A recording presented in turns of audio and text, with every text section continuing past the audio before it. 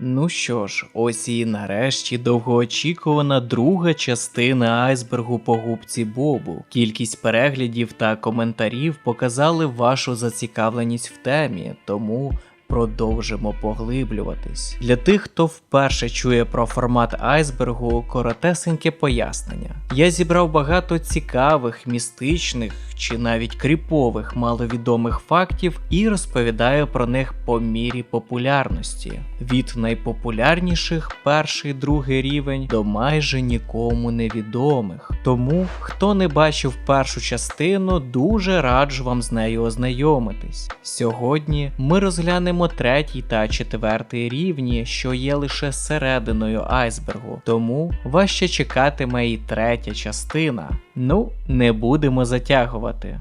Середина айсбергу. Рівень 3. Французький оповідач.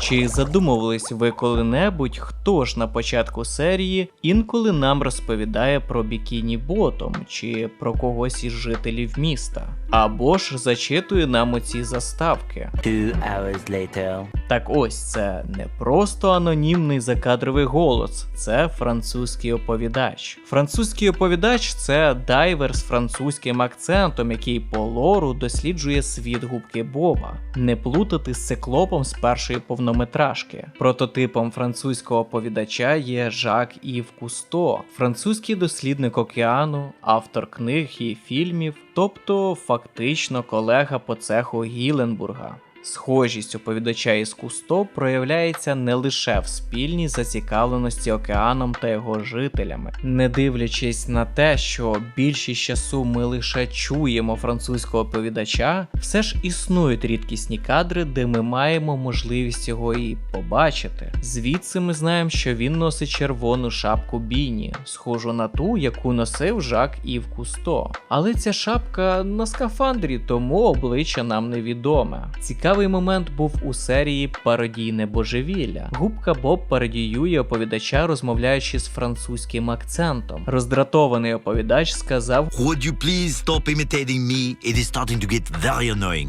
Безкінечна пані Паф. У епізоді другого сезону «Задарма не буде», коли пані Паф заходить додому, ми можемо помітити фото в рамці, на якому зображена вона ж при вході в свій будинок, точнісінько так само, як вона стоїть зараз. А на цьому фото та сама сцена, тобто фрактальне фото. Пані Паф неодноразово потрапляла у в'язницю і, можливо, вона кожен раз після звільнення та повернення додому робить фото на згадку. Проте, хто її фотографує, якщо, наскільки нам відомо, живе пані Паф сама. Цей прикол ще раз використали у 9-му сезоні в серії «Бампер до бампера», коли пані Паф сидить на своєму дивані, а збоку на стіні висить фото, де вона так само сидить на дивані і так до безкінечності. Авраам Лінкольн.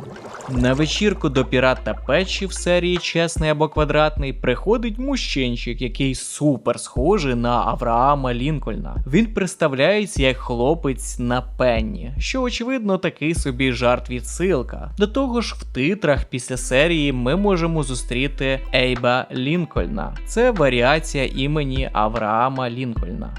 Пилосмоки. Чи помічали ви, що навколо пилосмоків дуже часто крутиться сюжет деяких серій? Тріо сценаристів губки Боба, Денні Міхаелі, Кейсі Олександр та Зевс Сервас мають особливу любов до, здавалось би, звичайного побутового предмету. Саме ці сценаристи написали наступні шедевросерії, в яких пилосмоки виступають як основна обставина у серії. У епізоді «Дім мрій» губка Боб допомагає Сквідварду прибратися в будинку для участі в конкурсі найгарніших будинків. Але все йде геть не по плану, і коли губка Боб вмикає на повну потужність пилосмок, той засмоктує в себе весь будинок Сквідварда, після чого вибухає. Наступна серія, де пилосмок знову стає обставиною для конфлікту, це візит Сквідварда. Губка Боб намагається всілякими способами змусити прийти Сквідварда до нього в гості, але в нього це ніяк не виходить. Тому він дається до хитрощів і позичає у кальмара пилосмок, та не віддає до останнього, допоки другий не прийде його забирати. Щоб Сквідвард не бажав повертатися додому і йому було комфортно у гостях в губки Боба, він вирішив зробити свого будинку точнісіньку копію будинку сусіда. Від шпалер до зубної пасти у ванній. Сквідвард, ловлячи панічки, намагається знайти свій пилосмок, бродячи ананасом, що призводить до нервового зриву. І серія закінчується чаюванням Сквідварда з пилосмоком. Також є безліч коротких сцен з пилосмоком в багатьох інших епізодах, а об'єднує всі ці епізоди те, що їх писав Кейсі, Зевс або Денні. Хто вплинув на губку Боба?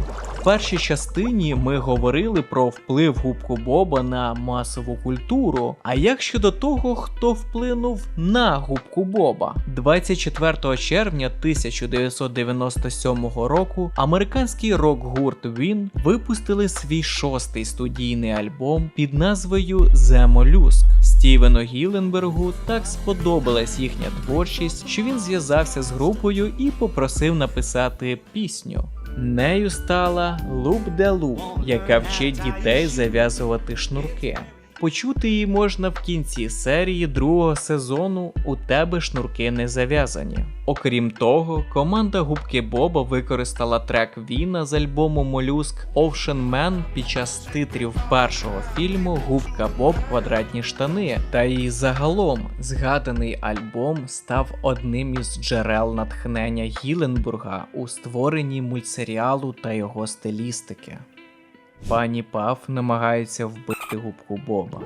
Епізод «Перегони на знищення» починається з того, що пані Паф вчергове потрапила в аварію через губку Боба, через що травмувалась та навіть так, що тепер ніколи не зможе надуватись, як це роблять всі риби-їжаки. Саме тому вона реєструє губку Боба для участі у перегонах на знищення в надії нарешті позбутися його. Через наївність Спанча він все сприймає як гру і випадковим чином виграє всіх опонентів, що надзвичайно розлютило пані Паф, тому вона намагається покінчити з головним героєм самостійно, але їй це не вдається.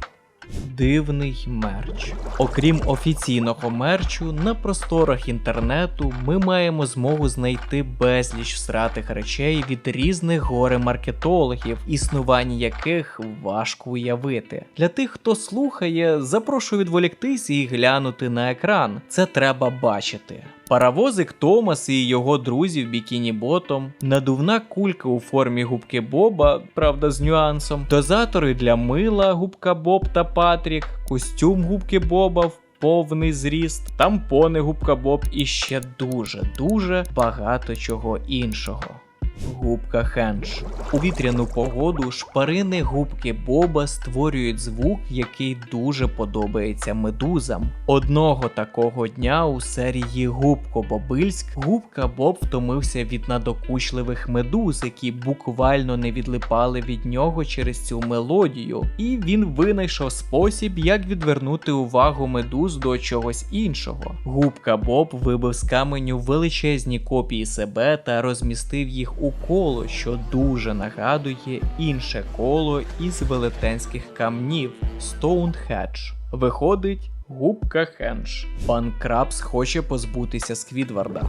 Думаючи, що мистецтво Сквідварда буде коштувати більше, якщо кальмар склеїть свої щупальця, пан Крабс намагається вбити Сквідварда у епізоді «Зникнути з картини». Спершу він відправляє свого співробітника на небезпечні завдання, сподіваючись, що той не повернеться. Коли це не спрацьовує, пан Крабс намагається вдарити Сквідварда молотком по голові. Зона припливів і відливів. Перш ніж губка Боб Квадратні штани став тією губкою, яку ми знаємо сьогодні, він починався як прототип у цьому освітньому коміксі. Все почалося в 1984 році. Саме в цьому році Стівен Гілленбург, працювавши на той час викладачем морської біології у морському інституті округу Орідж, намалював комікс «Зона припливів і відливів». Першоідейно комікс був створений для популяризації вивчення біології. У ньому розповідається про морське життя Південної Каліфорнії, а також про креветку Рокі та ранню версію губки Боба, відому як Боб-губка. Хоча комікс ніколи не був опублікований, кілька вирізок з нього можна знайти в неті. Старий губка був більше наближений до справжньої морської губки, без гострих кутів, рук та ніг, ну і одягу відповідно. Таким чином, від невеликого навчального коміксу виник один із найкультовіших мультсеріалів у світі. Рябий пірат дає шанс кожному. А пам'ятаєте серію, де Губка Боб, Патрік і Сквідвард потрапляють на корабель летючого голландця та намагаються врятуватися від того, щоб не бути з'їденими. А потім голландець наспір виконує 3 бажання. Так от, в серії Садиба рябого пірата останнє бажання дістається губці Бобу, але існує вирізана сцена, де перед губкою Бобом ми бачимо ще 2 альтернативних розв'язки, коли бажання дістається спочатку Патріку, а потім Сквідварду. Однак закінчують вони всі однаково. Рівень 4. Красті Краб – це пастка для крабів. Будівля Красті Краб – це буквально збільшена справжня пастка для крабів. Взагалі, одна із перших теорій, яка виникла серед фанатів Губки Боба, є те, що секретна формула крабсбургера – це крабове м'ясо. Ну і на це вказує декілька факторів, від назви у оригіналі Крабі Петті до відображення закладу як пастки. Сквідвард б'є Сенді.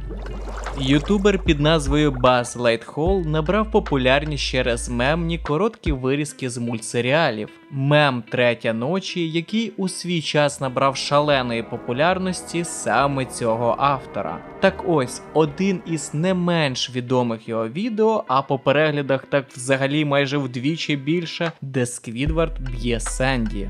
У епізоді «Лякливі штани» Сенді одягається на Хеллоуін в костюм золотої рибки в акваріумі і має коротку розмову з Сквідвардом, який, схоже, не зрозумів прикола її костюма, оскільки ж на дні океану немає акваріуму з рибками. Але в інтерпретації автора цього уривку Сквідвард все прекрасно розуміє і вважає цей костюм недоречним, після чого вдаряє Сенді. Карлик Губка Боб. Як відомо всім фанатам Губки Боба, серія мультсеріалу триває 20 хвилин, ділячись на 2, а інколи і на 3 епізода, але є виключення, коли хронометраж одного епізоду займає весь хронометраж. А що якщо я вам скажу, що є серія, яка триває цілих 40 хвилин, і б'юсь об заклад, ви її бачили, але лише половину. Отже, це епізод Атлантида 5-го сезону. Чомусь у ефірі прийнято крутити саме 20 хвилини в форматі цієї серії, хоча ми втратили багато цікавого. Так ось, саме цей факт будується на невідомому нам епізоді. Під час подорожі Губки Боба з друзями до Атлантиди нам паралельно показують нелегку подорож пірата Печі до свого дому, району Енсіно. Нібито діставшись до пункту призначення, Печі помічає, що його район просто зник. Подібно, як це сталося колись з Атлантидою. Він вже випив всю воду і втрачав сили, коли раптом йому привиджується Губка Боб, який виходить з свого ананасу і просить не втрачати надії та просто повірити в те, що Енсіно існує. Поява карликової версії Губки Боба в реальному житті була дуже неочікуваною, а сам уривок став у свій час мемом у вестернів. Посилання на повний 40-хвилинний епізод я залишу в описі. Астрологія зі Сквідвардом. У 2000 році був зроблений спін-офф, який складався з короткометражок під назвою Астрологія зі Сквідвардом. Сквідвард з тюрбаном на голові розповідає про різні знаки зодіаку та складає гороскопи для них, використовуючи інших персонажів мультсеріалу. Кожен короткометражний фільм транслювався під час рекламних пауз на Nickelodeon з 2000 по 2001 рік. За цей час ми отримали гороскопи для 6 із 12 знаків зодіаку. Також часто про цей факт можна почути і в інших айсбергах, особливо про Lost Media, де довго астрологія зі Сквідвардом вважалася втраченим матеріалом або ж вигадкою. Катування Сквідварда. Чи помічали ви, як часто Сквідвард страждає в мультсеріалі? Багато епізодів включають сцени, де Сквідвард потрапляє у дуже несправедливі ситуації. У цих епізодах Сквідвард часто стає свідком своїх розбитих мрій лише тому, що він Сквідвард, персонаж, якого сприймають як поганця, бо він відрізняється від Губки Боба. Хоча насправді ми, подорослішавши, розуміємо його навіть більше, ніж інших героїв. В неті для цього явища навіть придумали назву Squidward Torture Porn. Також варто відзначити, що в цих епізодах часто спостерігається аномально велике заниження рівня інтелекту у Губки Боба чи Патріка. Правило 34. Правило 34 – це поширений мем про те, що в інтернеті існує порнографічна інтерпретація на будь-яку тему. Якщо щось існує, то про це вже є порно. І Губка Боб квадратні штани, звичайно, не став винятком. Про різні арти чи анімації розповідати навіть не цікаво, а ось шедевр порноіндустрії під назвою SpongeNob SquareNuts стало просто культовим серед інтернет-юзерів. Всі просто випали від вбогості костюмів та взагалі продакшену. Гугліть на свій страх і ризик. Палестинський Красті Краб. 2014 року у Рамалі, Палестина, компанія під назвою Salta Burgers побудували справжній Красті Краб, який привернув багато уваги. І звісно, там подавали морепродукти та власну версію крабсбургера. До речі, Salta Burgers в перекладі це буквально арабська назва крабі патті. Крабсбургера.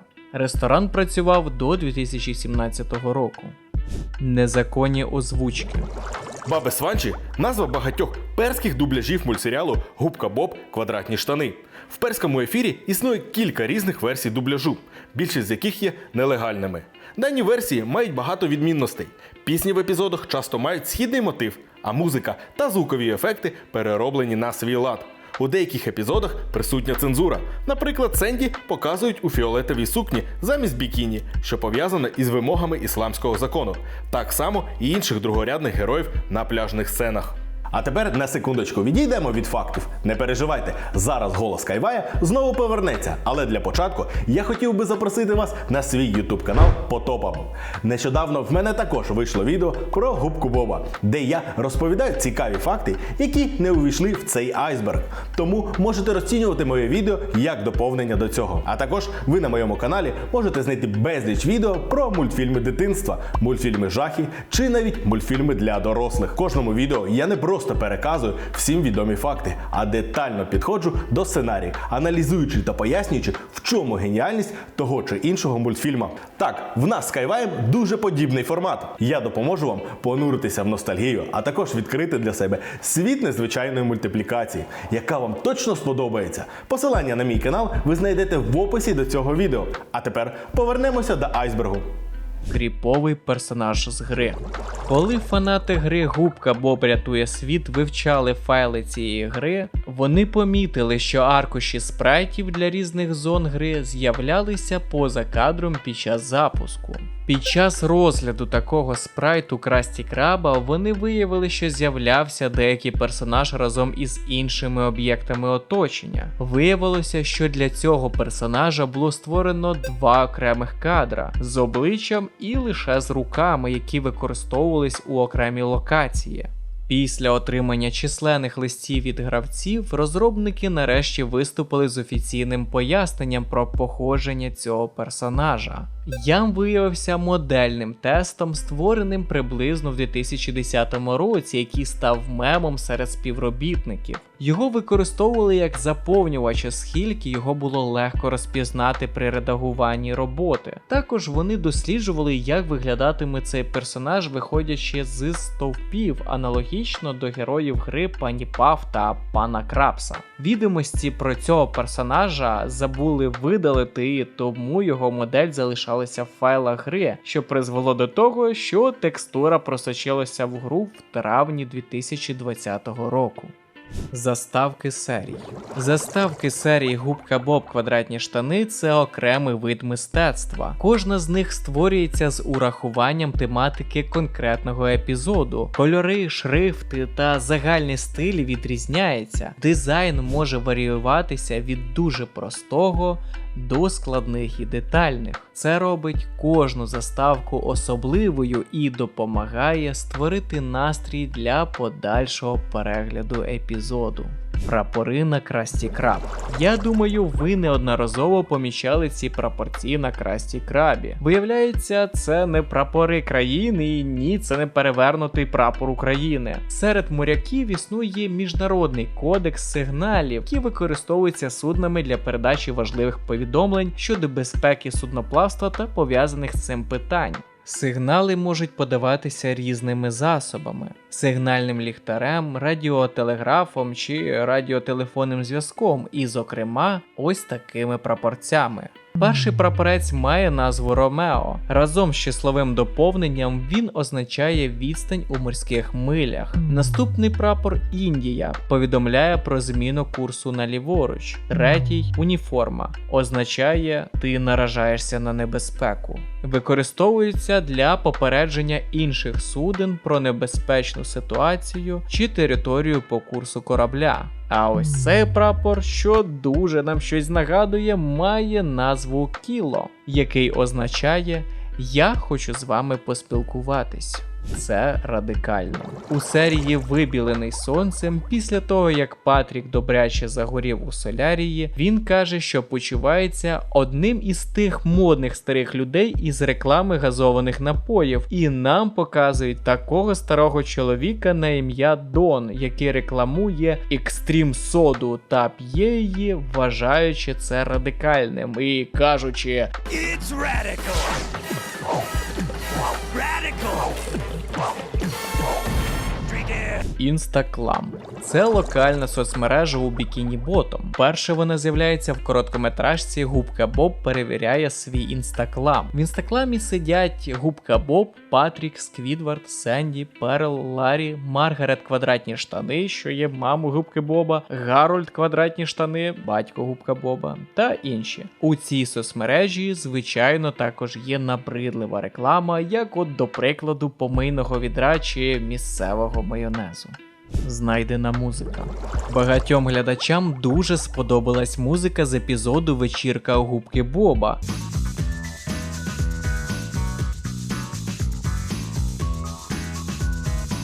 Це уривок із пісні The Humpback Hop, проте протягом 10 років повну версію треку ніхто не міг знайти у вільному доступі, як це зазвичай буває з більшістю використованої музики у мультфільмах чи кіно. Люди звернулися до членів команди Губки Боба, включаючи композитора пісні в надії знайти її. Усі спроби були невдалими. Пісня ніколи не використовувалась повторно і ніколи не входила до жодного альбому саундтреків. І ось 29 квітня 2023 року повну пісню знайшов ютубер SpongeDivers Music, який і опублікував її.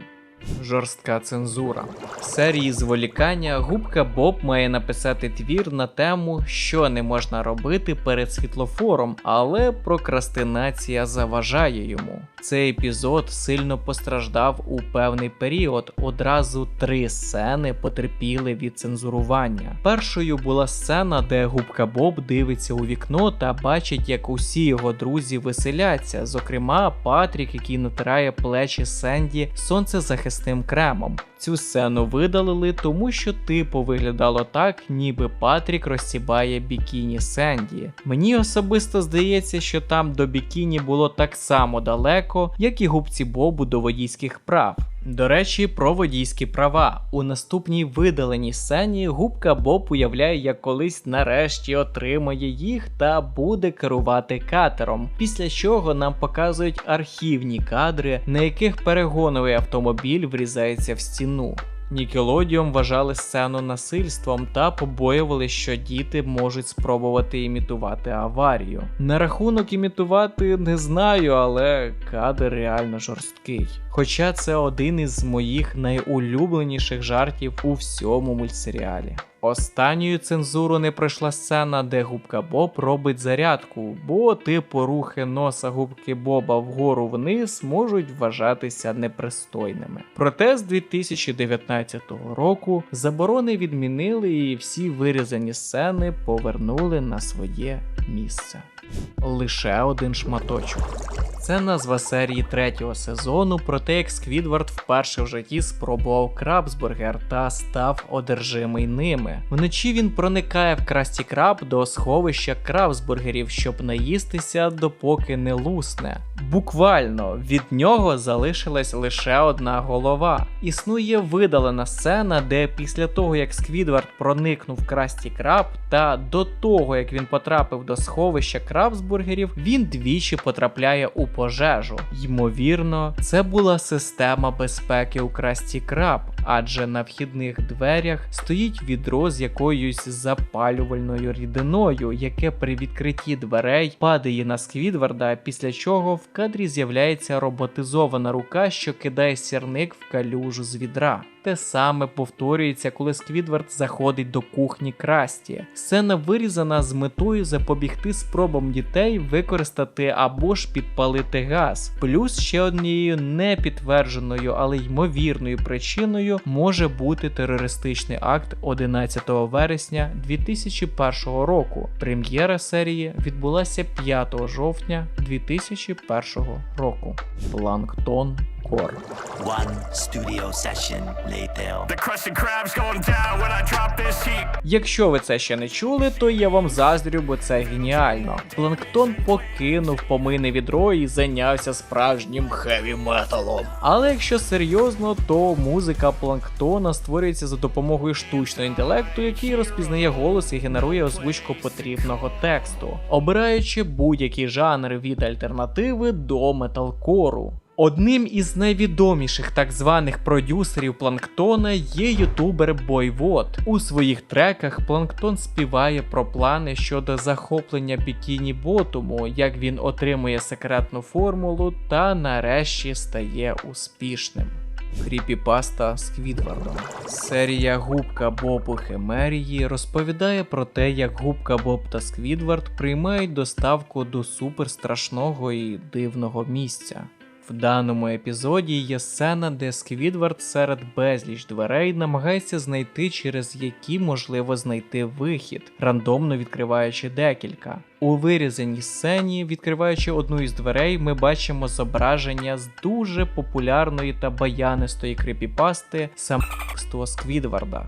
Якщо хтось не в курсі, то коротесенький переказ. Коротше, подейкують, що є заборонена серія мультика, де Сквідвард помирає. Типу якийсь чувак, який нібито стажувався на Нікелодіум, у 2005 році знайшов плівку самого Сквідварда з цим епізодом. За його словами у серії, Сквідвард, який погано грав на кларнеті, вирішив дати власний концерт, але глядачі не оцінили його талант та забулили. За кадром нібито лунав голос, який наказував йому вбити себе, а з очей Сквідварда текли криваві сльози. Після цього герой прийшов додому та вистрілив собі у голову. Цю розповідь опублікували на сайті Creepypasta Wiki. Та, як виявилось, ця історія вигадка. Про це написав невдовзі сам автор тексту, який неабияк здивувався, що його розповідь взагалі стала такою популярною.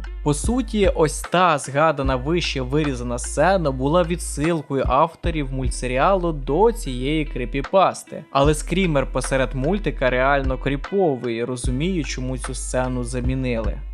Ось ми і підібралися до самого дна айсбергу. В наступному відео на вас чекають останні 3 рівні, наповнені фактами, які здивують вас ще більше. Також я хочу вам нагадати, що на каналі тепер доступна спонсорська підписка у розмірі 35, 100 та 300 гривень на місяць. Якщо ви бажаєте підтримати мою працю фінансово, буду вам безмежно вдячний, так як і вдячний моїм першим спонсорам, а саме Pashet Games, Isla, Drakesteller, Nixer. Всіх інших закликаю за традицією. Не забудьте поставити вподобайку та підписатися на канал. До зустрічі!